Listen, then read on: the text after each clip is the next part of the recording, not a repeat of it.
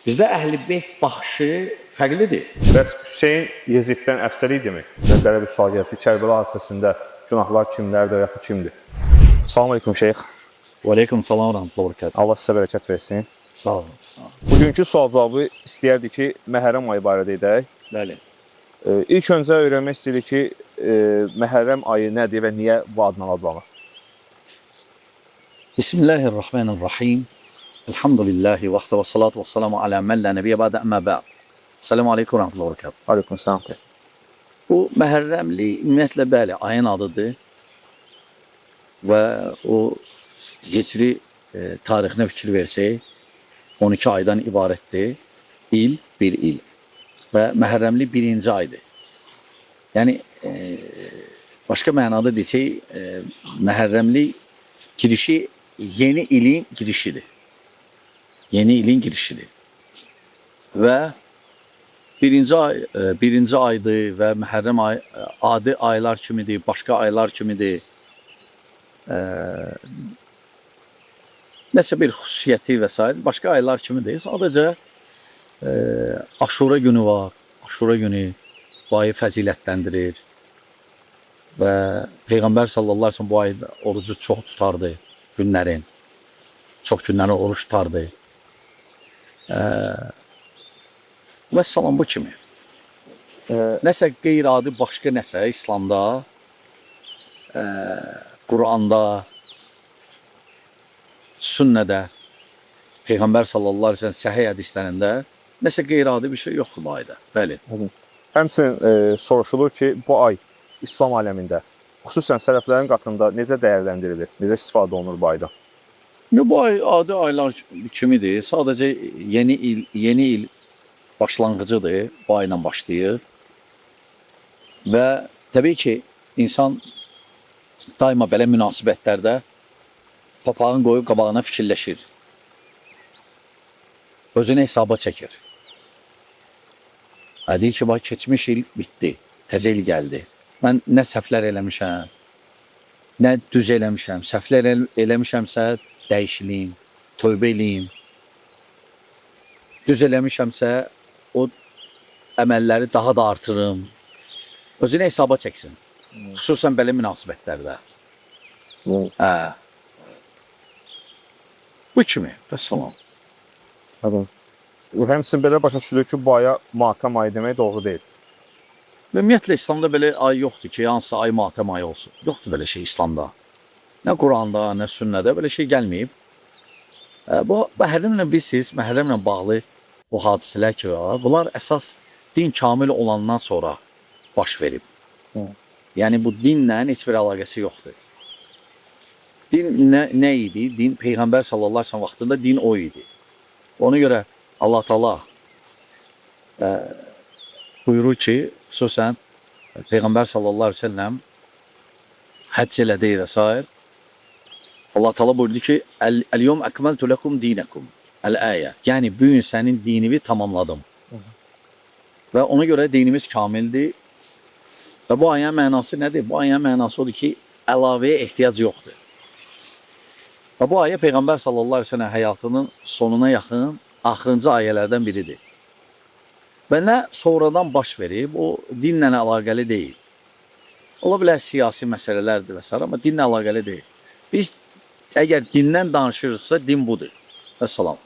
Belə matəm ayı yoxdur əslində İslamda. Yoxdur. Bəli. Kərbəla hadisəsi bu aya təsadüf edir. Və oradakı günahkar kimlərdir? Və belə bir sual gəldi. Kərbəla hadisəsində günahlar kimlərdir, yaxud kimdir? Bilirsiniz, Kərbəla hadisəsi əsas günahı daşıyanlar küfəlilərdir. Hüseyn radiyallahu anh'ı çağıranlar. Hüseyn radiyallahu anh'ı çağıranlar. Günahın ən böyüyü olan onlardadır. Sonra orada bir neçə qism var, günahkarlar. Ən böyük günahı küfəlilərdir. Hansı ki, Hüseyn radiyallahu anh'ı Allahdılar, çağırıb. İkinci o hansı ki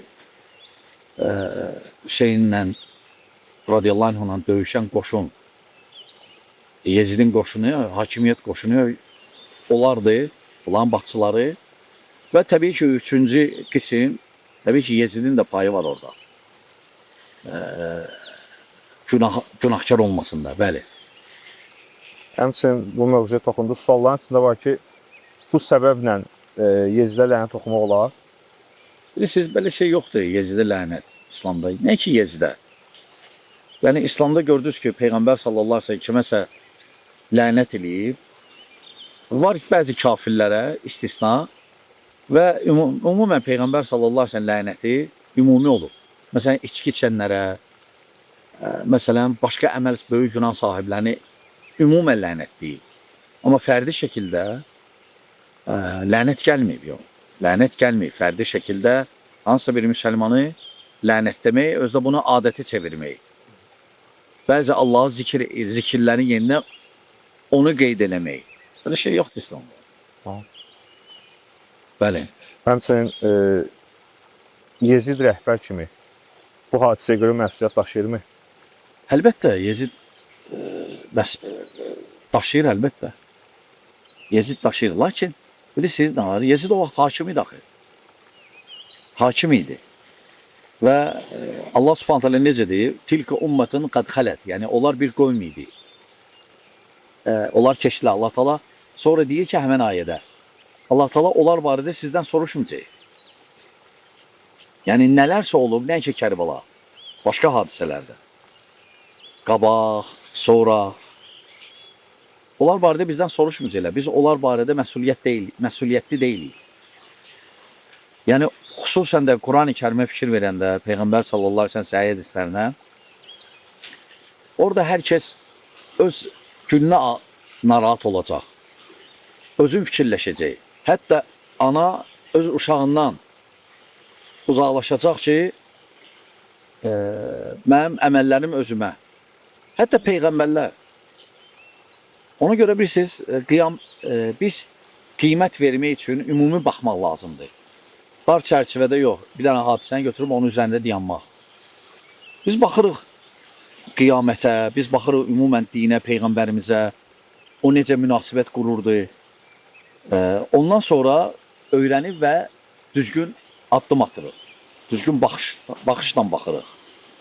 Yoxsa bir dənə hadisənin üzərində durub hər şey İslam dinin onunla müqayisə eləyib, onunla yaxşını, pisi ayırmaq elə şey yoxdur dində. Aynındır ya? Aydın. Bayan. Belə maraqlı bir sual var. Yəni Hüseyn, Həsən, Əli radiyallahu anh və digər Əhl-i-Beyt Kərbəla hadisəsi baş verməmişdən öncə Məhərrəm ayını necə keçir edirlər? Xüsusən də bu ayda olan Aşura orucu var. Ona necə yanaşırdılar? Adi ay kimi necə Peyğəmbər sallallahu aleyhi ve sellem deyib, edib, onlar da elə keçirdilər. Aşurada oruç tuturdular. Çünki Peyğəmbər sallallahu aleyhi ve sellem Aşura günü oruç tövsiyə edib bizə. Peyğəmbər sallallahu aleyhi ve sellem oruç tutardı. Sadəcə bir gün qabaqla ya bir gün sonra da fərqi yoxdur. Və təbii ki, aydındır ki, Peyğəmbər sallallahu aleyhi ve sellem tutanda, tövsiyə eləyəndə Əli radiyallahu anh o da tuturdu. Həsən radiyallahu anh, Hüseyin də radiyallahu anh, onlar da tuturdular. Yəni ondan qabaq oruç tutulurdu. Bəli. Aydın. Həmin Aşura günü ilə bağlı məsələ odur ki, onlar Əhl-i Sünnəni Əhl-i Beyti sevməməkdə ittiham edirlər. Lakin Əhl-i Sünnə Əhl-i Beyti sevməklə yanaşı onların tutduğu kimi oruç tutardı. Əhl-i Beyt sevənləri, dildə onu deyənlər isə bu ayda bəzi adətlər edirlər. Onlardan biri də hədiyidir. İzləyicilərdən bir sual verir ki, bəs yaxşı ilk hədiyi Əhl-i Beytdən kim pişirib ki, bu bizim günümüzə zən gəlib çıxıb? Elhamdülillah, bilirsiniz, hədiy əslində yoxdur belə şey İslamda. Təbii ki, bu adətdir. Hansısa bir məzhəbin adətidir. İfrat nəticəsində, ifrata varmaq nəticəsində müəyyən əməllər çıxıb. Yəni, dinlə belə şey yoxdur. Yəni, dində gəlməyib ki, hansısa münasibətdə nəyisə pişirmək. Nəyisə pişirmək. Bir dənə gəlib Ramazanda, oruz açanda xurman açmaq, sun açmaq və s. Amma hansısa bir münasibətlə bağlı nəyisə pişirmək, o adətlər dansı. Bu bir. İkinci bilirsiniz, elhamdülillah biz Əhl-i Beyti sevirik. Kim desə ki biz Əhl-i Beyti sevmirik, yalan danışır. Bu birinci. İkinci, sadəcə biz fərqlənirik bəzilərinə sevməkdə. Bizdə sadəcə biz onlara baxışımız, baxırıq necə başqalarına, sahabələrə, peyğəmbərə sallallahu aleyhi ve selləmə. Allah aşkına. Yəni çalışırıq ifrata varmayaq, ifratdan çəkinirik. Nəinki Əhl-i Beyt barədə, hətta sahabələr barədə də. Hətta peyğəmbər barədə də. Peyğəmbər sallallahu aleyhi ve sellem görmürsünüz nə deyir? Deyəndə deyir ki, deyir, abduhu və rasulu. Allahın qulu, solu rasulu. Yəni orada rədd dilir xaspərəstlərə, başqalarına ki, peyğəmbərimiz sallallahu aleyhi ve sellem Allahın qulu idi. Sonra peyğəmbər oldu ki, ifratı qabağını alsın, ifratı bağlasın. Allah Subhanahu taala da buyurur ki, ifrata varmayın, dinimizdə ifrata varmayın. Və biz Əhl-i Beyti sevirik, elhamdülillah. Sadəcə birinci ola bilər hansısa firqə ifrata varır. İkinci, Əhl-i Beyt baxışı özü fərqlidir bizdə başqalarına. Məsələn, elə firqə var ki, Əhl-i Beyti ancaq müəyyən sayda adama qəsd edir. Amma bizdə yox. Bizdə Peyğəmbər sallallahu aleyhi ve sellem zövcələr Əhl-i Beytdir. Peyğəmbər sallallahu aleyhi ve sellem zövcələr Əhl-i Beytdir. Əli bin Əbi Talib radiyallahu anh'ın, Ömər Xattamın qaynatasının qardaşları, Aqil, Cəfər, Abbas, bunlar hamısı Əhl-i Beyt görürük biz. Sonra Əhl-i Beytdən görürük, məsələn, Həsən və onun övladları, oğlanları, qızları biz ola Əhl-i Beyt görürük. Hüseynin radiyallahu anh'ın, məsələn, övladları, oğlanları, qızları biz ola Əhl-i Beyt görürük. Məsələn, Zeynəl Abidin və ya məsələn, Baqir radiyallahu rahimehullah və ya Cəfər-i Sadiq rahimehullah, onların övladların, qızların, oğlanların biz Əhl-i Beytdən görürük. Bizdə Əhl-i Beyt baxışı fərqlidir bəzilərindən. Ona görə siz qardaşlar, biz Əhl-i Beyti sevirik. Kim deyir ki biz sevmirik, yalan danışır. Yalan deyir, bizə böhtan atır. Sadəcə ola bilsin, onlar kimi ifrata varmırıq. Onlar da o cür ifrata vardıqlarına görə bizim sevgini sevgi saymırlar. Amma bu onların öz işləridir də. Biz Əhl-i Beyti sevirik, sadəcə Əhl-i Beytə baxış da bizdə fərqlidir. Biraz. Bəli. Baxın. Bu ayda xüsusi ehsanlar, qurbanlar, belə bir şey varmı? Yoxdur belə, hansısa xüsusi ibadət, yoxdur belə şey. Adı aydır, sadəcə bir dənə Aşura günü var, o da oruc. Aşuranın Məhərrəmin 10-u olur. Məsələn, 9-dan 10-u tutmaq olar, 10-dan 11-i. Vəssalam, və əlavə, məsələn, kim istəsə oruc. Vəssalam. Peyğəmbər sallallahu aleyhi ve sellem Aşura orucu barədə deyib ki, bir il keçmiş günahları yuyur. Kiçik günahları. Belə fəzilətlidir. O da Musa ilə bağlıdır. Musa aleyhissalamla. Vəssalam.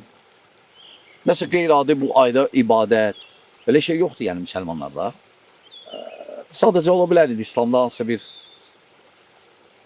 təriqət, nəsə seçim hansısa ayı və s. Əslində yoxdur belə şey. Şeyx, hər hansısa bir bazarda, dükanda su və yaxud da çay təklif olunur və deyilir ki, təmənnasızdır, imam ehsanıdır. Bunu qəbul etmək doğrudurmu? Siz tutaq ki, görüb ehsanına götürüb su üçün, o demək deyirsən dindən çıxdın, bir şey yoxdur, susamısansa. Amma mənə gəlir ki, imamlar, məsələn, tutaq ki, kimlər ki, qəsd edir, Əli bin Əbi Talib radiyallahu anh və ya Həsən, Hüseyin radiyallahu anhuma və ya başqaların onların ehsana ehtiyacı yoxdur. Ehsana ehtiyacı yoxdur. Yəni, ehsan versinlər, bir sənə ehsan verirlərsə, qoy özü ata, anası üçün, ölmüşlər üçün versinlər. Bu daha yaxşı olar, onların özləri üçün. Lakin indi görürsünüz ki, İslamda məhzəblər var da, onların yanaşmaları fərqlidir, baxışları. Sual var ki, Əhl-i Sünnənin Hüseynə münasibəti necədir? Əhl-i Sünnə Hüseynə münasibəti budur ki, bəli, Hüseyn sahabidir, bir. Hüseyn Əhl-i Beytdir, radiyallahu anh 2 Peyğəmbər sallallahu aleyhi ve sellem nəvəsidir. Ali ilə Fatimə radiyallahu anhmanın Övlad. övladıdır. Ömər və Xattabla qohumdur. Bacısını alıb Hüseynin. Və solan. Yəni biz onu sevirik elhamdülillah. Və təbii ki biz razı deyilik onu o cür öldürməklə. Lakin bu bir tarixi hadisədir olub. Və salam. Yəni biz onun üzərində dayanmamışıq. Çünki belə tarixi hadisələr çox olub. Lakin biz hər tarixi hadisələrə belə üstündə dayanmırıq. Hüseyin də həmçinin radiyallahu anh. Aydındır? Aydın. Bildiyimiz kimi hətta bəzi sahabələr digərlərinə əfsər olublar. Bəs Hüseyin Yeziddən əfsər idimi? Bu münasibətlə bəziləri Yezid Hüseynin tozuna çata bilməz deyir. Bu Deyə ifadə bilərlər elə. Sadəcə təhqir mənasında deməsinlər. Sadəcə o mənada ki, yaxınlaş, müqayisə düzgün deyil, o mənada deyə bilər. Yezid heç vaxt Hüseyndən əfsər ola bilməz və ya bərabər ola bilməz. Ne üçün? Yezid birinci sahabi deyil. Yezid tabiindir.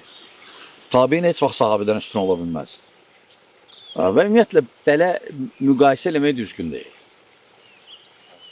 Hüseyin Əhl-i-Beyt özdə sağ olarkən cənnətlə müjdə olanlardan biridir. Necə ki qardaşıyla, Həsənlə radiyallahu anh. Aydın. Deməli, Hə. Peyğəmbərlər, hətta bəziləri biri digərindən üstün olublar. Həmçinin sahabələr də biri digərindən üstün olublar. Belə bir sual var ki, Əhl-i Beytdən olmayan sahabə, lakin sahabə olmayan Əhl-i Beyt, bunların müqayisəsində hansı üstündür? Bilirsiniz, sahabələrin arasında bəli. Məsələn, Peyğəmbərdən sonra bizə görə, Əhl-i Sünnəyə görə bir şey də qeyd eləmək istəyirəm. Bu, məsələn, tutaq ki, hansısa kimsə çıxır YouTube'da, məsələn, Rafizidir, başlayır Vahabilər. Başlayır, nə bilim, Qədir Xonsal. Bu Vahabilərin məsələsi deyil, bu Sünnilərin məsələsidir. Sadəcə, bəziləri Vahabi sözü elə-belə bəhanədir. Sünniləri vurmaq üçün Vahabi deyir. Amma əslində, bu Sünniləri vurmaqdır, Sünniləri təhqir eləməkdir. Sadəcə, çoxsu olub için avamdır, cəmaat. Tuta bilmirlər o söhbəti. Bu Vahabiliklə nə əlaqəsi var? Birinci Vahabilik yoxdur belə şey. İkinci də bunun hansısa bir firqə nə əlaqəsi yoxdur. Bu ümumən sahabələr Sünniləri məsələsidir. Sünnilərin məsələsidir. Sual necə idi? Sual ki, sahabə olub, Əhl-i Beytdə olmayan bir Amma kəs. qaldı ki, bizə görə Peyğəmbərdən sonra ən əfzəl Əbbaqırdır. Sonra Ömər, sonra Osman, sonra Ali. Həmçinin var sahabələr 10 nəfər cənnətlə müjdələnər. Həmçinin var sahabələr Bədirdə iştirak edənlər. Həmçinin var qism, orada qismlərdir. Bəlkə də 10 qismdən artıqdır. Əfzəliyyət söhbəti, xüsusilik söhbəti. Məsələn, ağac altında beyət edənlər xüsusidir. Olan ki də Əhl-i Beyt xüsusidir. Deyək ki, Əhl-i Beyt əfsəldir sahabələrdən, sahabə olan Əhl-i Beyt, o hələ müqayisə eləmirik biz. Əhl-i Beytin xüsusi yeri var. Xüsusi, sahabələrin içində. Bəli. Sual ki, Necə ki, Peyğəmbər sallallahu aleyhi ve sellem zövcələri də sahabələrdir, lakin xüsusi yeri var. Biz demirik Peyğəmbər sallallahu aleyhi ve sellem zövcələri sahabələrdən ən əfsəllərdir, yox. Bəli. sual həmçində belədir ki, Əhl-i Beytdir, lakin sahabə deyil. Onun sahabədən üstünlüyü varmı Əhl-i Beyt Yox, olmasına? sahabələr hamısından üstündür. Lap Əhl-i Beyt olmayan, sahabə olmayan Əhl-i Beytlərdən də üstüdür. Sahabələr üstündür hamısından. Peyğəmbərdən sonra, sallallahu aleyhi ve sellemdən sonra sahabələr gəlir. Bəli. Aydın. Çünki indi də məsələn Əhl-i Beyt ola bilsin var. Əhl-i Beyt ola bilsin var, bəli. Və o da belə saat hansı Əhl-i Beyt indi ki, məsələn Muaviyyədən və ya Əlidən və ya Ömərdən Allah onlardan razı olsun radiyallahu anhum əfsəldir. O da söz demək düzgün deyil. Bəli. Son olaraq sual verir ki, Əli və Muaviyyə, Hüseyin və Yezid bu kimi münasibətlərdə biz necə bir yol tutmalıyıq? Onlar bizdən qabaqki əsrlərdə olublar və o əsrlərdə baş verib bu hadisələr. Biz bu hadisələrə necə yanaşmalıyıq? Axirətimiz üçün hansı daha yaxşıdır? Bu bir tarixi hadisədir. Necə Allah Taala da buyurur ki, tilka ümmə. Onlar bir ümmət idi. Bura hamısı daxildir. Onlar da daxildir. Tilka ümmətun qad xalət. Yəni onlar artıq keçiblər. Yəni bizə onlar barədə soruşulmayacaq biz. Onlar barədə soruşulmayacaq. Ona görə biz bilirik o hadisələr bizim də xoşumuz gəlmir. Biz də narazıyıq. Amma hansısa bir hadisənin üstündə dayanıb bütün dini onunla yozmaq, onunla ölçmək hələ şey düzgün deyil bizə görə. Son olaraq sən məsləhət istəyirik, tövsiyə istəyirik ki, bu Aşura günü ilə bağlı necə hansı əməllər etsinlər, oruç tutsunlar və yaxud da fəziləti nədir? Bu barədə xatırlatma edərdiniz. Aşura günü İslamda öncə də var idi. Musa əleyhissalamla bağlıdır. Musa əleyhissalamla o da Firavuna qalib gəldiyi gündür. Ona görə hətta Peyğəmbər sallallahu əleyhi və səlləm gələndə gördü ki, oruç tuturlar. Peyğəmbər səbəbini bilmirdi. Çünki Məkkədə tuturdular Aşuranı.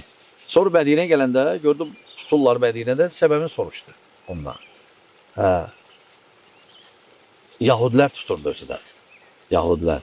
Və siz də tutursunuz. Onlar da dedilər ki, bununla bağlıdır.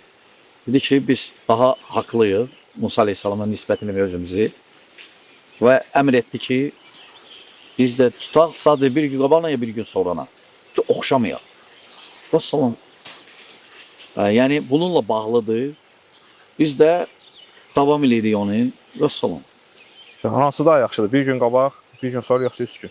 Fərqi yoxdur. Orada 4 hal var. Bir gündə tutmaq olar. Ya bir gün qabaqla, ya bir gün sonrana, ya da 3 günü. Vəssalam. Allah sizə bərəkət versin. Allah razı olsun, Allah kömək olsun. Salam aleyküm. Aleyküm salam.